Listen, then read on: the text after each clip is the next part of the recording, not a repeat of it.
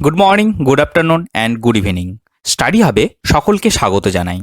আজকে আমাদের আলোচ্য বিষয় ক্যাপাসিটেন্স ডিপেন্ডেন্ট ফ্যাক্টরস, অর্থাৎ কোনো ধারকের ধারকত্ব যে যে বিষয়গুলির ওপর নির্ভর করে সেই বিষয়গুলি সম্পর্কে আজকে আমরা জানব। ধারক এবং ধারকত্ব অধ্যায়ের এই অংশটি কিন্তু ভীষণ গুরুত্বপূর্ণ।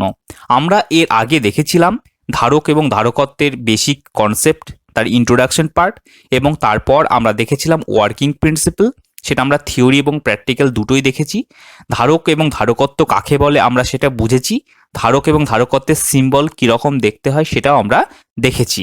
তো আজকে এই যে টপিকটি পড়ার আগে তোমরা অবশ্যই ধারক এবং ধারকত্বের যে আগের ভিডিওগুলি, ইন্ট্রোডাকশন পার্ট, তার যে ওয়ার্কিং প্রিন্সিপাল, সেইগুলি কিন্তু ভালো করে দেখে নেবে। তার কারণ সেগুলি না বুঝলে কিন্তু এই টপিকটি বুঝতে তোমাদের বেশ বেগ পেতে হবে, ঠিক আছে? প্রচণ্ড অসুবিধা হবে। তাই তোমরা এর আগের ভিডিওগুলি অবশ্যই দেখে নাও। এই টপিকটি শুরু করার আগে আমি তোমাদের আর একটা কথা বলতে চাই।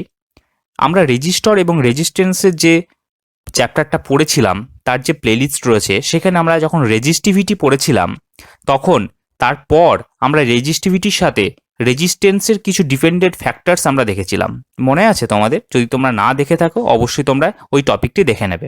তার কারণ ওই টপিকটির সাথে রেজিস্টিভিটি এবং রেজিস্ট্যান্স ডিপেন্ডেন্ট ফ্যাক্টরসের সাথে এই ক্যাপাসিট্যান্সের ডিপেন্ডেন্ট ফ্যাক্টরসের কিন্তু বেশ কিছুটা মিল রয়েছে। জিনিসগুলো হয়তো একই রকম নয়, কিন্তু অনেকটা একই রকমই, ঠিক আছে? কারণ তোমরা যদি রেজিস্ট্যান্সের ডিপেন্ডেন্ট ফ্যাক্টরসগুলি তোমরা খুব ভালো করে বুঝে নাও, অটোমেটিক্যালি তোমাদের ক্যাপাসিট্যান্সের ডিপেন্ডেন্ট ফ্যাক্টরগুলো বুঝতে তোমাদের অনেক সুবিধে হবে। তার কারণ রেজিস্ট্যান্সের ক্ষেত্রে কী ছিল? রেজিস্ট্যান্স কী করতো? কোনো কারেন্ট ফ্লোকে বাধাপ্রাপ্ত করতো, তাই তো? তাহলে কারেন্ট ফ্লোকে বাধাপ্রাপ্ত করার জন্য আমরা দেখেছিলাম যে রেজিস্ট্যান্স কখন বৃদ্ধি পেত এবং কখন হ্রাস পেত, যখন তারের যে উইথ, অর্থাৎ যে পরিবাহী, সেই পরিবাহীটির যে ক্রস সেকশনাল এরিয়া সেটা যদি বৃদ্ধিপ্রাপ্ত হতো, যদি সেটা বড় হতো, তাহলে রেজিস্ট্যান্স কী হতো? কমে যেত। এবং যদি তারের লেন্থ বেশি লম্বা হতো তাহলে কী হতো? রেজিস্ট্যান্স বেড়ে যেত। অর্থাৎ লেন্থের সাথে তার যে ক্রস সেকশনাল এরিয়ার সাথে যে সমানুপাতিক এবং ব্যস্তানুপাতিক সম্পর্ক ছিল সেটা আমরা দেখেছিলাম। এবং সেই তারের মেটেরিয়ালের ওপরেও ডিপেন্ড করেছিল রেজিস্ট্যান্সের ভ্যালুটা, এটা আমরা দেখেছিলাম। ঠিক সেরকম আজকে কিন্তু আমরা এই ক্যাপাসিটেন্সের ক্ষেত্রেও, এই ক্যাপাসিটরের ক্ষেত্রেও যে ক্যাপাসিটেন্স কোন কোন ফ্যাক্টরসগুলির উপর ডিপেন্ড করে সেটা আমরা লক্ষ্য করব। তোমরা রেজিস্টরের রেজিস্ট্যান্সের যে ডিপেন্ডেন্ট ফ্যাক্টরস সেটার কথাটা মনে করো, যে পদার্থটি, যে পরিবাহীটির ওপর এই পরীক্ষাটি করা হচ্ছিল, সেই পরিবাহীটির যখন আমরা ক্রস সেকশনাল এরিয়া তার ওপর ডিপেন্ড করেছিল, সেই পরিবাহীটির দৈর্ঘ্য তার ওপর ডিপেন্ড করেছিল, এবং সেই পরিবাহীটি কোন মেটেরিয়াল দ্বারা তৈরি সেটার উপর ডিপেন্ড করেছিল। ক্লিয়ার? এটাই তো ছিল রেজিস্ট্যান্সের ক্ষেত্রে। কিন্তু এই ক্যাপাসিটরের ক্ষেত্রে কি হবে? ক্যাপাসিটর তো একটা পরিবাহী নয়। ক্যাপাসিটর হচ্ছে দুটো পরিবাহী প্লেট, তার মধ্যে কি থাকবে? একটা ডাইইলেকট্রিক মিডিয়াম থাকবে, এবং সেই প্লেট দুটি কি থাকবে? দুটো তারের সাথে সংযুক্ত থাকবে, ঠিক আছে? তাহলে ক্যাপাসিটর এবং রেজিস্টরের মধ্যে পার্থক্যটা তোমরা বুঝতে পেরেছো? তাদের যে কম্পোনেন্ট ওয়াইজ, তাদের যে স্ট্রাকচার ওয়াইজ পার্থক্য তোমরা নিশ্চয়ই বুঝতে পেরেছো। রেজিস্ট্যান্স হচ্ছে রোধ, আর ক্যাপাসিটেন্স হচ্ছে কি? ধারকত্ব। সুতরাং এই ধারকত্ব কি করবে? চার্জকে স্টোর করবে। তো চার্জকে স্টোর করা কিভাবে, কি করলে চার্জের যে স্টোরটা বৃদ্ধি পাবে অথবা চার্জ স্টোর হওয়ার ক্ষমতা সেটা কমে যাবে, এইটা কোন কোন বিষয়ের উপর নির্ভর করে, এটাই হচ্ছে এই ক্যাপাসিটেন্স ডিপেন্ডেন্ট ফ্যাক্টরস। বুঝতে পারলে? রেজিস্ট্যান্সের ক্ষেত্রে কি ছিল? রেজিস্ট্যান্স কখন বৃদ্ধি পাবে, কোনটাকে পরিবর্তন করলে রেজিস্ট্যান্সের ভ্যালু কিভাবে পরিবর্তন হবে, এটাই ছিল কি? রেজিস্ট্যান্সের ডিপেন্ডেন্ট ফ্যাক্টরস। কিন্তু ক্যাপাসিটেন্সের ক্ষেত্রে কি হচ্ছে? একই রকম। কোন জিনিসটা করলে, কোন ব্যবস্থাপনাটাকে চেঞ্জ করলে ক্যাপাসিটেন্সের ভ্যালুটা চেঞ্জ হবে, সেটাই হচ্ছে ক্যাপাসিটেন্স ডিপেন্ডেন্ট ফ্যাক্টরস। তাহলে কোনো ধারকের ধারকত্ব যে যে বিষয়ের ওপর নির্ভর করে, আজকে আমরা তার থিওরি পার্টটা দেখব, নেক্সট ভিডিওতে আমরা তার প্র্যাকটিক্যাল অংশটা দেখব। ক্লিয়ার? তাহলে আসা যাক আজকের এই পড়াশোনার মধ্যে। তবে এই ধারকের ধারকত্বের যে ডিপেন্ডেন্ট ফ্যাক্টরস সেগুলো পড়ার আগে তোমাদেরকে আমি আরেকবার রিভিশন করে নিতে চাই যে ক্যাপাসিটরটা কীরকম ছিল এবং কোন কোন জিনিসের ওপরে এগুলো নির্ভর করতে পারে, ঠিক আছে? একটা প্রাথমিক ধারণা তোমাদের মধ্যে থাকা ভীষণ ইম্পর্টেন্ট। তোমরা দেখতে পাচ্ছ নিশ্চয়ই এই যে ব্যবস্থাপনাটা, এই ব্যবস্থাপনাটার মধ্যে দেখো মাঝখানে দেখতে পাচ্ছ একটা ব্লু কালারের একটা মিডিয়াম রয়েছে। এই ব্লু কালারের মিডিয়ামটা হচ্ছে ডাই ইলেকট্রিক মিডিয়াম। দেখো অ্যারো দিয়ে লেখা রয়েছে ডাই ইলেকট্রিক। ওকে, তো এই ডাই ইলেকট্রিক মিডিয়ামটা কি জিনিস? এটা হতে পারে পারে এয়ার বাতাস, হতে পারে প্যারাফিন, হতে পারে কাঁচ, হতে পারে কাগজ, ঠিক আছে। এটা ইনসুলেটিং একটা মেটেরিয়াল এর মধ্যে দেওয়া থাকে। এবং এর ওপরে যেটি দেখতে পাচ্ছ তোমরা, ওপরে যে প্লেটটি এবং নিচে প্লেটটি, দুটো প্লেট কিন্তু সেম মেটেরিয়াল দ্বারা তৈরি থাকে এবং এদের দেখো যে চওড়া, অর্থাৎ এদের যে উইথ, সে উইথ দুটো কিন্তু সেম থাকে, ঠিক আছে। এবং এই যে প্লেট, এই প্লেট এবং এই প্লেট দুটো একে অপরের সাথে প্যারালালি লাগানো থাকে, ঠিক আছে। কেউ কিন্তু কারোকে টাচ করে থাকে না। এবং দুই দিক থেকে দেখো দুটো তার বেরিয়ে রয়েছে, ঠিক আছে, একটা টার্মিনাল বেরিয়ে রয়েছে। এটা তার হতে পারে, এটা যা খুশি হতে পারে, একটা মেটাল অবশ্যই হবে, একটা পরিবাহী। তো দেখো এই যে এটাকে প্লেট বলা হয়ে থাকে, এই প্লেটগুলো হচ্ছে কন্ডাক্টিভ প্লেট। দেখো লেখা রয়েছে এখানে কন্ডাক্টিভ প্লেট, অর্থাৎ পরিবাহী পাত, ঠিক আছে। এবং এই যে প্লেট দুটির মধ্যে যে গ্যাপ, এই গ্যাপটা হচ্ছে ডি, ঠিক আছে। অর্থাৎ এই পরিবাহী দুটোর মধ্যে যে গ্যাপ রয়েছে, এই গ্যাপ মানে কি, এটা হতে পারে এয়ার গ্যাপ, হতে পারে এখানে একটা পেপার দেওয়া রয়েছে, ইনসুলেটিং মেটেরিয়াল দেওয়া রয়েছে। অর্থাৎ দুটো প্লেটের মধ্যবর্তী যে পার্থক্য, যে দূরত্ব, সেটাই হচ্ছে এখানকে স্মল ডি, ঠিক আছে। এই স্মল ডিটা হচ্ছে এই দুটো প্লেটের মধ্যবর্তী দূরত্ব, ঠিক আছে, এটা কিন্তু মনে রাখবে। এবং এই যে পাত, এই পাতটার যে ক্ষেত্রফল সেটা হচ্ছে এ, ঠিক আছে। এই এ লেখা রয়েছে, এই এটার অর্থ হচ্ছে এই পাতটার ক্ষেত্রফল, ঠিক আছে। এবং এই যে পাতগুলি কোন ধাতু দ্বারা তৈরি, সেটা হচ্ছে এই পাতের মেটেরিয়াল। এটা হতে পারে লোহা, হতে পারে অ্যালুমিনিয়াম, হতে পারে তামা, ঠিক আছে, হতে পারে গোল্ড, হতে পারে সিলভার, যাই হোক না কেন সেটা হচ্ছে তার নিজস্ব মেটেরিয়াল। এবং প্রত্যেকটা মেটেরিয়ালের নিজস্ব ধর্ম রয়েছে। আমরা জানি যে সব মেটেরিয়াল যেরকম রোদ্রে ফেলে রাখলে সমান উত্তপ্ত হয় না, ঠিক ঠিক তেমনই সব মেটেরিয়ালকে আমি ক্যাপাসিটার দিয়ে তৈরি করলে একই পরিমাণ যদি প্লেট লাগাই, একই পরিমাণ ক্ষেত্রফল এবং একই পরিমাণ এই মধ্যবর্তী অংশে দূরত্ব লাগালেও সমান ক্যাপাসিটেন্স আসবে না। ক্লিয়ার, বোঝা গেল? তো ঠিক সেই রকম কিন্তু এই ক্যাপাসিটরের যে ব্যবস্থাপনা, এই ব্যবস্থাপনাটা এরকম। তাহলে ক্যাপাসিটরের ব্যবস্থাপনাটা তোমরা বুঝতে পারলে নিশ্চয়ই। ক্যাপাসিটরের কনস্ট্রাকশন এরকম টাইপের হয়ে থাকে যে দুটো প্লেট পাশাপাশি লাগানো থাকে এবং মাঝখানে কি থাকে, একটা গ্যাপ থাকে। এই গ্যাপটা হতে পারে ইনসুলেটিং মেটেরিয়াল, হতে পারে ফাঁকা পুরো এয়ার থাকতে পারে, ঠিক আছে। যাই থাকুক না কেন, মোদ্দা কথা এর মাঝটা কিছু থাকবে না, অর্থাৎ এদের মধ্যে কোনো কানেকশন থাকবে না, এদের মধ্যে কোনো ডাইরেক্ট কানেকশন থাকবে না, ঠিক আছে। মানে এদের মধ্যবর্তী একটা ছোট্ট গ্যাপ অবশ্যই থাকবে, সেটা ডি আমরা দিয়ে ডিনোট করছি। ওকে, বোঝা গেল? তাহলে ক্যাপাসিটারের পুরো স্ট্রাকচারটা কীরকম, দুই দিকে দুটো কন্ডাক্টিভ প্লেট, মাঝখানে একটা ডাইইলেকট্রিক মিডিয়াম। ক্লিয়ার? এই ডাইইলেকট্রিক মিডিয়ামের যে উইথ সেটা কতটা, সেটা হচ্ছে এই দুটো কন্ডাক্টিভ প্লেটের মধ্যবর্তী দূরত্ব, ঠিক আছে, বোঝা গেল? এবং এই প্লেটের ক্ষেত্রফলটা হচ্ছে এ। ক্ষেত্রফল মানে আমরা জানি দৈর্ঘ্য গুণিত প্রস্থ, ঠিক আছে, সেটা হচ্ছে এ।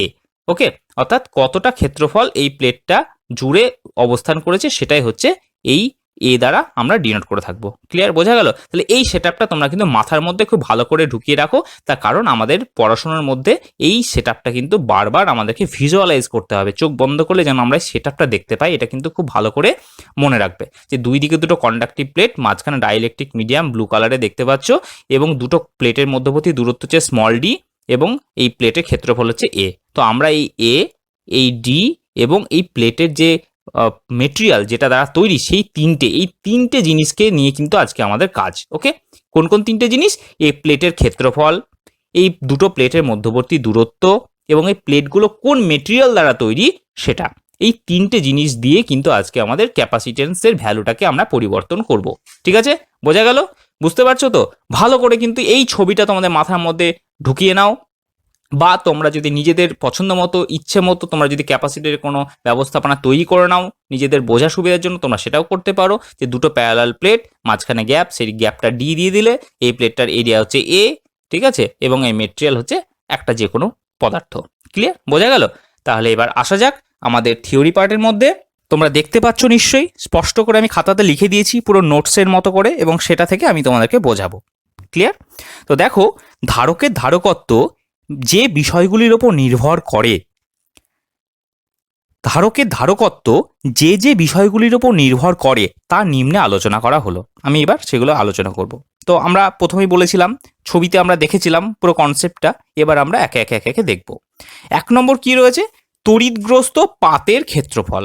আমরা এটা পড়ে নেব, তারপর আমরা আবার আলোচনা করব। ঠিক আছে? তড়িৎগ্রস্ত পাতের ক্ষেত্রফল।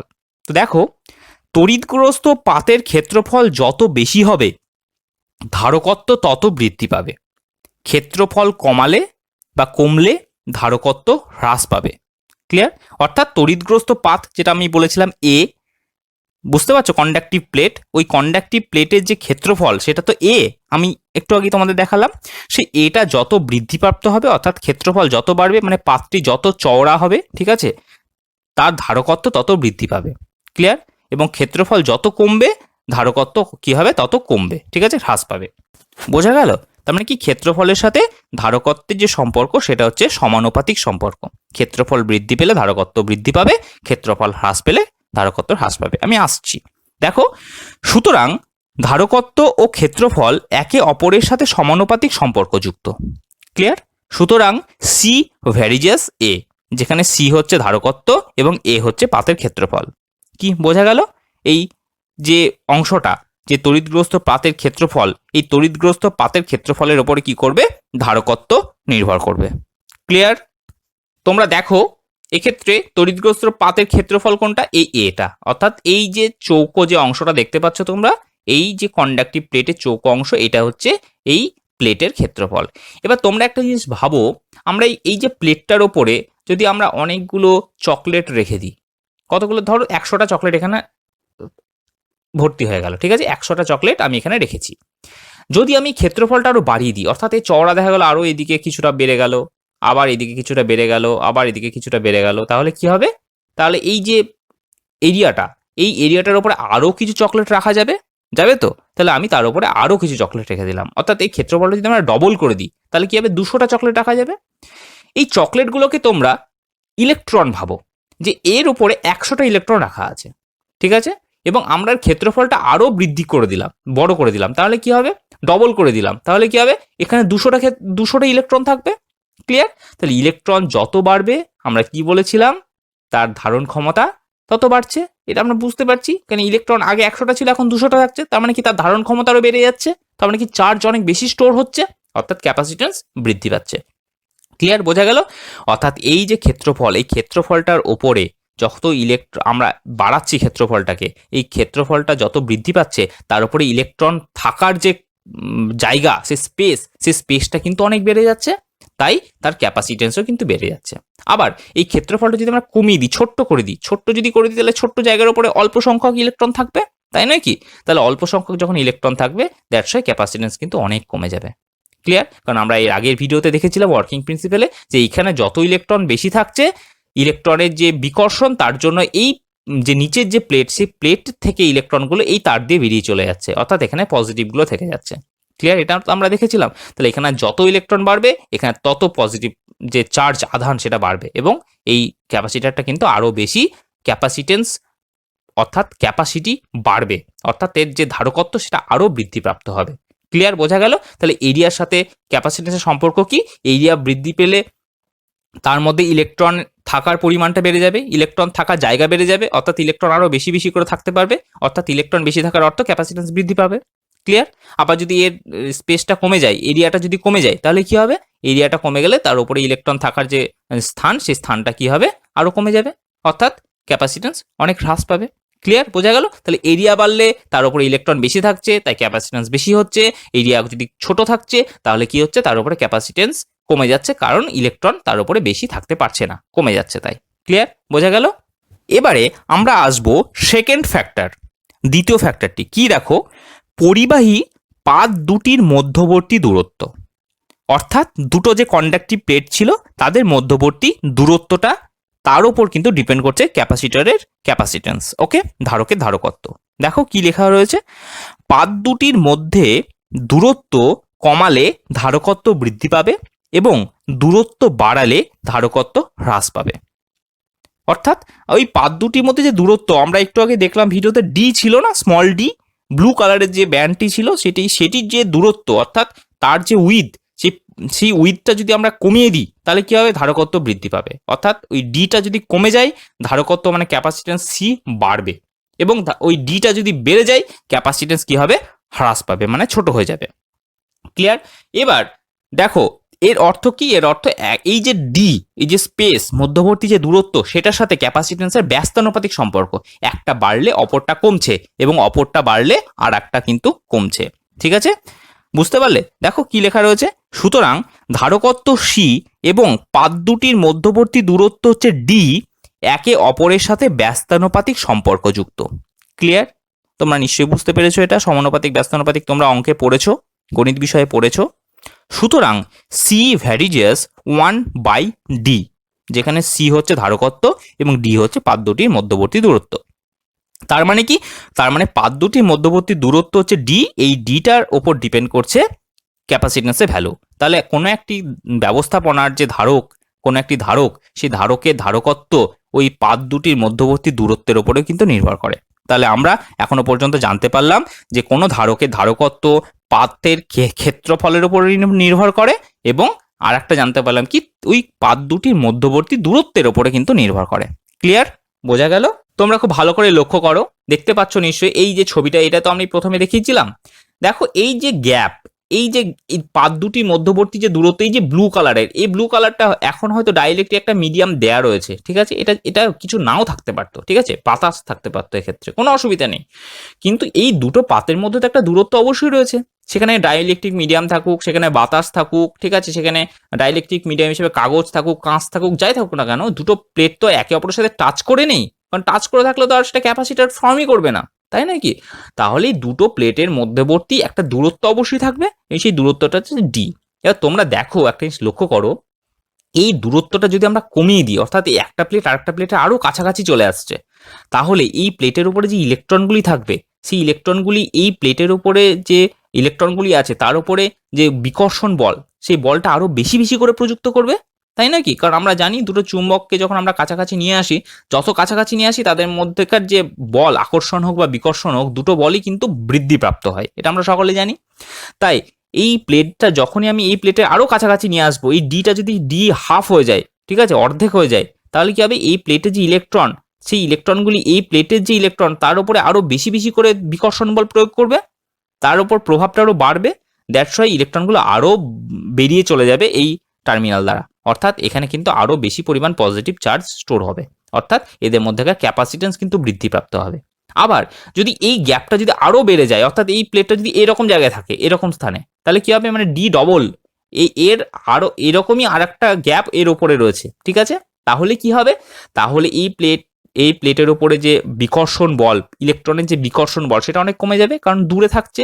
আমরা জানি কাছে আসলে যে কোনো আকর্ষণ বা বিকর্ষণ বল বৃদ্ধিপ্রাপ্ত হয়, এবং দূরে গেলে সেটা আস্তে আস্তে হ্রাস পায়, তাই তো?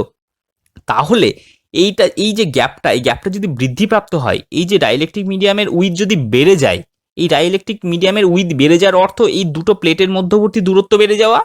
তাহলে এই দুটো প্লেটের মধ্যবর্তী দূরত্ব যদি বেড়ে যায়, তাহলে কি হবে? এই প্লেটের উপরে যে ইলেকট্রন, সে এই প্লেটের নিচের যে প্লেট, সেই প্লেটের যে ইলেকট্রনের ওপরে যে বিকর্ষণ বলটা প্রযুক্ত করবে, তার সেই প্রভাবটা অনেকটা কমে যাবে, তার কারণ অনেকটা দূরে চলে যাচ্ছে, তাই নয় কি?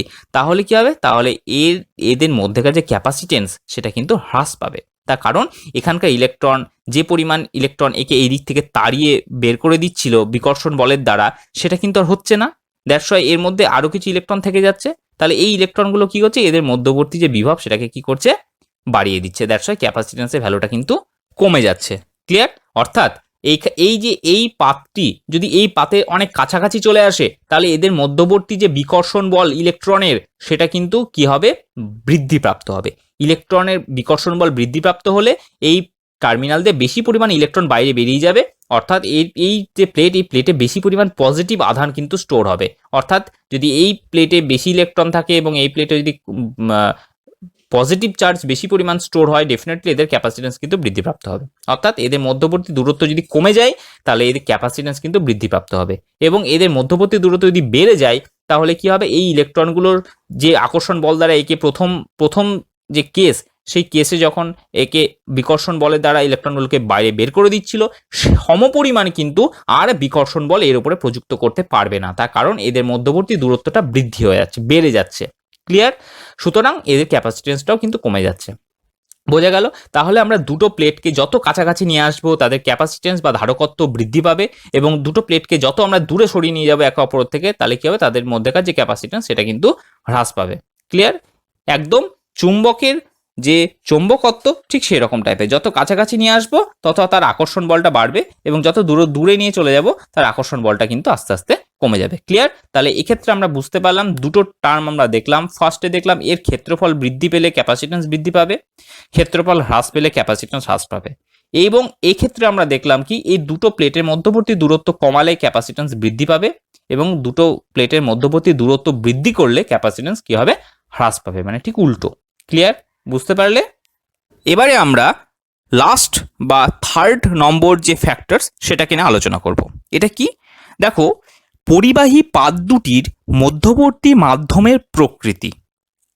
বোঝা গেল?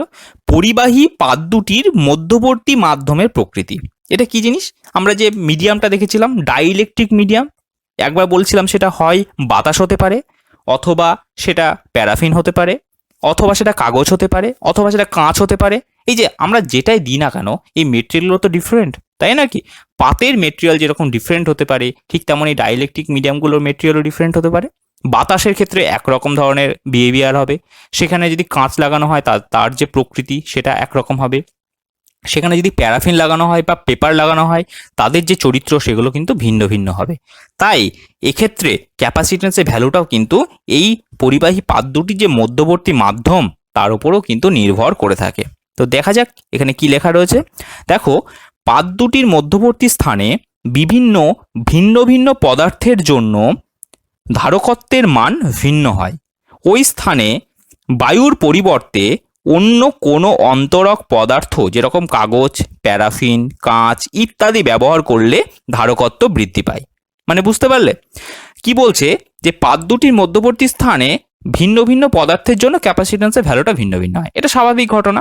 দুটো প্লেটের মধ্যে যখন আমরা মেটেরিয়ালগুলোকে চেঞ্জ করব, তাদের যে ভেতরকার যে গঠন, যে স্ট্রাকচার, তার মধ্যেকার যে ইলেকট্রন এবং প্রোটনের যে স্ট্রাকচার, অ্যাটমিক যে স্ট্রাকচার, সেগুলো তো ভিন্ন। সেই ভিন্ন স্ট্রাকচার হওয়ার কারণের জন্য তাদের মধ্যবর্তী যে আকর্ষণ বিকর্ষণ যে বল, সে বলটা একটা প্লেট থেকে আর একটা প্লেটে সঞ্চারিত হওয়ার যে ঘটনা, অর্থাৎ ইলেকট্রিক ফিল্ড, সেই ইলেকট্রিক ফিল্ড জেনারেশনের যে ক্ষমতা বা বাধা দেওয়ার যে ক্ষমতা, সেগুলো ভিন্ন। সেগুলো যখন ভিন্ন থাকছে সেই কারণের জন্য এদের মধ্যেকার যে ক্যাপাসিট্যান্সের ভ্যালু সেটা কিন্তু ভ্যারি করছে, সেটা কিন্তু ভিন্ন ভিন্ন হয়ে যাচ্ছে। ক্লিয়ার? তো এক্ষেত্রে বলা হয়েছে যে বাতাস যখন থাকবে তো সেক্ষেত্রে ক্যাপাসিট্যান্সের যে ভ্যালু হবে, সেই বাতাসের পরিবর্তে যদি আমরা ওখানে কাগজ, প্যারাফিন বা কাঁচ ইত্যাদি ব্যবহার করি, অবশ্যই সেই ক্যাপাসিট্যান্সের যে ভ্যালু অর্থাৎ ধারকত্বের যে মান, সে মান কিন্তু বৃদ্ধি পাবে। ক্লিয়ার? বাতাসের ক্ষেত্রে সব থেকে কম ধারকত্ব, ঠিক আছে, এবং বাতাস ছাড়া যদি কাঁচ, প্যারাফিন বা অন্য কোনো পেপার, সে যাই হোক না কেন, কোনো ইনসুলেটিং মেটেরিয়াল আমরা ওখানে যদি স্থাপন করি, তো সেক্ষেত্রে কিন্তু ধারকত্বের মান আরও বৃদ্ধিপ্রাপ্ত হবে। ঠিক আছে? এগুলো কেন হবে আমরা কিন্তু প্র্যাকটিক্যালে সব আলোচনা করব। ক্লিয়ার? এই মাধ্যমটাকে আমরা পরাবৈদ্যুতিক বা ডাইইলেকট্রিক মাধ্যমও বলে থাকি। একে কে দ্বারা ডিনোট করা হয়ে থাকে বা নির্দেশ করা হয়ে থাকে। ঠিক আছে? কে হচ্ছে স্মল কে, ঠিক আছে, ছোট হাতের কে, ছোট অক্ষরে কে। ওকে, সুতরাং এই যে সি যে ক্যাপাসিটেন্স, সেটা কি হচ্ছে পরাবৈদ্যুতিক যে ধ্রুবক কে তার সাথে কি হচ্ছে সমানুপাতিক সম্পর্ক। ক্লিয়ার? ধারকত্ব ও পরাবৈদ্যুতিক ধ্রুবকের সাথে সমানুপাতিক সম্পর্কযুক্ত।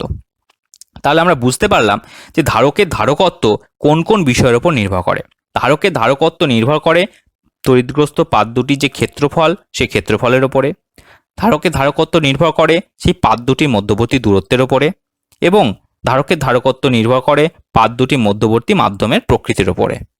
তোমরা দেখো এই সেই ছবিটি তোমরা দেখতে পাচ্ছ, এই যে ব্লু কালারে, এটা তো ডাইইলেকট্রিক মিডিয়াম। দেখো লেখা রয়েছে ডাইইলেকট্রিক, অর্থাৎ এই যে স্থান, এই স্থানে এর যে মেটেরিয়াল, এই মেটেরিয়ালটাকে ভ্যারি করিয়ে করিয়ে কিন্তু আমরা ক্যাপাসিটরের ভ্যালুটাকে চেঞ্জ করতে পারি। মানে ক্যাপাসিটেন্সের যে ভ্যালু, ধারকত্বের যে মান, সেটাকে আমরা কি করতে পারি, চেঞ্জ করতে পারি। ক্লিয়ার? এই যে ব্লু কালারের যে ডাইইলেকট্রিক মিডিয়াম, এই মিডিয়ামটাকে যদি আমরা সরিয়ে নিয়ে এখানে এয়ার রাখি, মানে ফাঁকা রেখে দিই, তাহলে কি হবে? এখানে ফাঁকা স্থান থাকলে এর মধ্যে কি কোনো অ্যাটমিক স্ট্রাকচার রয়েছে? থাকছে না। আমরা জানি না এই বাতাসের মধ্যে কোন গ্যাস রয়েছে, বিভিন্ন ধরনের গ্যাস থাকতে পারে, বিভিন্ন ধরনের মেটেরিয়াল থাকতে পারে, কিন্তু এর মধ্যে কি কোনো পার্টিকুলার কোনো মেটেরিয়াল রয়েছে কি? নেই। তাই এদের মধ্যেকার যে ইলেকট্রিক ফিল্ড জেনারেশন বা এই যে ইলেকট্রনের যে আকর্ষণ বা বিকর্ষণ বল, ইলেকট্রনের যে বিকর্ষণ বল এবং পজিটিভকে আকর্ষণ বল, এগুলো কি হচ্ছে এই ফাঁকা জায়গাটার মধ্যে দিয়ে যখন ফ্লো করছে, কেউ কিন্তু হ্যাম্পার্ড করছে না, অর্থাৎ কেউ এই ফিল্ডটাকে ত্বরান্বিতও করছে না, তাদের মধ্যে আকর্ষণ বলকে বৃদ্ধিও করছে না, তাদের মধ্যে আকর্ষণ বলকে কিন্তু হ্রাসও করছে না। কিন্তু যখনই আমরা এর মধ্যে একটা ডাইইলেকট্রিক মিডিয়াম হিসাবে কোনো ইনসুলেটিং মেটেরিয়ালকে দিয়ে দেবো বাতাসের পরিবর্তে, তখন কি হবে? সেই মেটেরিয়ালগুলির মধ্যে কিন্তু ইলেকট্রন এবং তার তার মধ্যেকার যে অ্যাটমিক স্ট্রাকচার, সেই অ্যাটমিক স্ট্রাকচারগুলো কি করবে, এই যে ইলেকট্রন এবং এদিকে যে হোলস এবং এদিকে যে ইলেকট্রনস এবং এদিকে যে ইলেকট্রন, এদের মধ্যে যে আকর্ষণ এবং বিকর্ষণ বল, ইলেকট্রন যে হোলসগুলোকে আকর্ষণ করবে এবং এই ইলেকট্রন এই প্লেটের যে ইলেকট্রনগুলিকে বিকর্ষণ করবে, সেই যে আকর্ষণ বা বিকর্ষণ বল এটাকে কি করবে, ত্বরান্বিত করবে, এটাকে কি করবে, অনুঘটকের মতো কাজ করবে, এটাকে কি করবে, বৃদ্ধি করবে। ক্লিয়ার? বা হ্রাস করতেও পারে, ঠিক আছে, তবে বৃদ্ধির পরিমাণটাই বেশি। ওকে, এটা মনে রাখবে। অর্থাৎ এ কিন্তু এদের যে আকর্ষণ বা বিকর্ষণ বলকে অনেকাংশে হেল্প করবে। ক্লিয়ার? এবার দেখো, যদি এই একই প্লেটে যে ইলেকট্রন, এই ইলেকট্রনটা এই প্লেটের ইলেকট্রনকে বিকর্ষণ বল যদি বৃদ্ধি করে এই ভেতরকার ডাইইলেকট্রিক মিডিয়াম, ডেফিনেটলি ক্যাপাসিট্যান্স বৃদ্ধি পাবে। কারণ এক্ষেত্রে যখন এই ইলেকট্রনকে বেশি বিকর্ষণ করতে শুরু করবে, তখন ইলেকট্রন এদিকে বেশি বেরিয়ে যাবে, এবং যখন একে বেশি বিকর্ষণ করবে, দ্যাটস ওয়াই এখানকার যে হোলস বা এখানকার যে পজিটিভ চার্জ, সেটা কি করবে, ইলেকট্রনকে আরো বেশি বেশি পরিমাণ আকর্ষণ করবে। ক্লিয়ার? এই একটা ইলেকট্রন যখন এই ইলেকট্রনকে যত পরিমাণ বিকর্ষণ করবে, এখানকার যে পজিটিভ চার্জ সে তত পরিমাণ একে আকর্ষণ করবে, দ্যাটস ওয়াই এদের ক্যাপাসিটেন্স কিন্তু ডেফিনেটলি বেড়ে যাবে। আমরা যখনই মিডিয়ামটাকে সরিয়ে নেব, তখন কি হবে, এখানে বাতাস চলে আসবে। এখানে যখন বাতাস চলে আসবে, তখন কিন্তু এই বাতাস কিন্তু এদের আকর্ষণ বা বিকর্ষণ বলকে কোনোভাবেই কিন্তু বৃদ্ধি বা হ্রাস করবে না। দ্যাটস ওয়াই নর্মাল যে কন্ডিশন, সেই কন্ডিশন এখানে ফলো করবে। কিন্তু যখনই ডাইইলেকট্রিক মিডিয়ামটাকে আমরা এখানে পুশ করে দেবো, যখনই ঢুকিয়ে দেবো, তখন কি হবে, তখন এদের মধ্যেকার যে আকর্ষণ বা বিকর্ষণ বল, সেটা কি হবে, চেঞ্জ হয়ে যাবে, সেটা কি হবে, বৃদ্ধি পাবে। আর যখনই বৃদ্ধি পাবে, দ্যাটস ওয়াই ক্যাপাসিট্যান্স বৃদ্ধিপ্রাপ্ত হবে। ঠিক আছে? আমরা এই জিনিসগুলো কিন্তু প্র্যাকটিক্যালি সব দেখবো, তোমাদের কিন্তু পুরো ধারণা ক্লিয়ার হয়ে যাবে কিভাবে ইলেকট্রন ডাইইলেকট্রিক মিডিয়ামটা এই ইলেকট্রনের যে আকর্ষণ বা বিকর্ষণ বলকে হ্যাম্পার্ড করছে, কিভাবে ইলেকট্রনের যে আকর্ষণ বা বিকর্ষণ বলকে ও এইভাবে এই ফ্যাক্টরগুলি কিভাবে চেঞ্জ করছে, কিভাবে নির্ভর করছে, আমরা কিন্তু সব প্র্যাকটিক্যালি দেখবো। ঠিক আছে? তোমরা থিওরিটিক্যালি আজকে এই জায়গাটা খুব ভালো করে বুঝে নাও, কারণ প্র্যাকটিক্যাল করতে গেলে এই থিওরিটা জানা ভীষণ প্রয়োজনীয়। ঠিক আছে? তো তোমরা আজকে এই চ্যাপ্টারের মধ্যে দেখতে পেলে যে ধারকের ধারকত্ব, এই যে প্লেট, কন্ডাক্টিভ প্লেট, সে প্লেটের ক্ষেত্রফলের উপরে নির্ভর করছে। ক্ষেত্রফল বৃদ্ধি পেলে এর ক্যাপাসিট্যান্স বৃদ্ধি পাবে, ক্ষেত্রফল হ্রাস পেলে এর ক্যাপাসিট্যান্স কিন্তু হ্রাস পাবে। আবার আমরা দেখলাম এই যে দুটো প্লেট, এই দুটো প্লেটের মধ্যবর্তী যে দূরত্ব, যে গ্যাপ, এই গ্যাপের উপর নির্ভর করছে। এক্ষেত্রে ব্যস্তানুপাতিক সম্পর্ক, গ্যাপ যত ছোট হবে এদের আকর্ষণ বল তত বৃদ্ধি পাবে, অর্থাৎ ক্যাপাসিট্যান্স বৃদ্ধি পাবে। গ্যাপ যত বড় হবে এদের মধ্যেকার যে আকর্ষণ বা বিকর্ষণ বল সেটা হ্রাস পাবে, অর্থাৎ এদের ক্যাপাসিট্যান্স কিন্তু হ্রাস পাবে। ক্লিয়ার? বোঝা গেল? অর্থাৎ এদের দূরত্ব বাড়লে ক্যাপাসিট্যান্স কমে যাবে, দূরত্ব কমলে ক্যাপাসিট্যান্স কি হবে, বৃদ্ধি পাবে। এবং আমরা এটা জানলাম, এদের মধ্যেকার যে ডাইইলেকট্রিক মিডিয়ামটা, এই ডাইইলেকট্রিক মিডিয়ামটা যখন আমরা দেব, তখন কিন্তু ক্যাপাসিট্যান্স ডেফিনেটলি বৃদ্ধিপ্রাপ্ত হবে। এয়ারের পরিবর্তে যখনই আমরা এইখানকে একটা ডাইইলেকট্রিক মিডিয়াম দিয়ে দেবো, অটোমেটিক্যালি এই যে সজ্জা, এই যে ধারক, এই ধারকত্বের এই যে ধারকের যে ধারকত্ব, সেটা কিন্তু বৃদ্ধিপ্রাপ্ত হবে। ক্লিয়ার? বোঝা গেল? তাহলে আমরা মেনলি তিনটে ফ্যাক্টর এক্ষেত্রে দেখলাম। একটাতে দেখলাম এরিয়া, তার সাথে সমানুপাতিক সম্পর্ক সি ভ্যারিজাস এ। একটা হচ্ছে দুটো প্লেটের মধ্যে ডিস্টেন্স, সেটা হচ্ছে ব্যস্তানুপাতিক সম্পর্ক সমান সি ভ্যারিজাস 1/d। এবং অপর আরেকটি হচ্ছে এই ডাইইলেকট্রিক মিডিয়ামটি, অর্থাৎ সি ভ্যারিজাস হচ্ছে স্মল কে। ঠিক আছে? এটা স্মল ডি, ওটা হচ্ছে স্মল কে। ঠিক আছে? সি ভ্যারিজাস কে, এটার মধ্যে সমানুপাতিক সম্পর্ক। ক্লিয়ার? বোঝা গেল? তাহলে আমরা আজকের এই ধারকের ধারকত্ব যে যে বিষয়ের উপর নির্ভর করে, বা ধারকের যে ধারকত্ব dependent factors, capacitance dependent factor সম্পর্কে আমরা জানতে পারলাম। তিনটে যে প্রসেস, তিনটে যে ফ্যাক্টরস, মেন তিনটে ফ্যাক্টরস, সেগুলো সম্পর্কে জানতে পারলাম।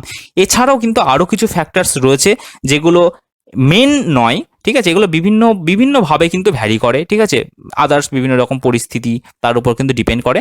সেগুলো তোমরা যত ওপরের ক্লাসে উঠবে, তত তোমরা আস্তে আস্তে জানতে পারবে, ডিটেলসে জানতে পারবে। তো বেসিক্যালি মেনলি এই তিনটে ফ্যাক্টরসের উপরে ধারকের ধারকত্ব কিন্তু ভীষণভাবে নির্ভর করে।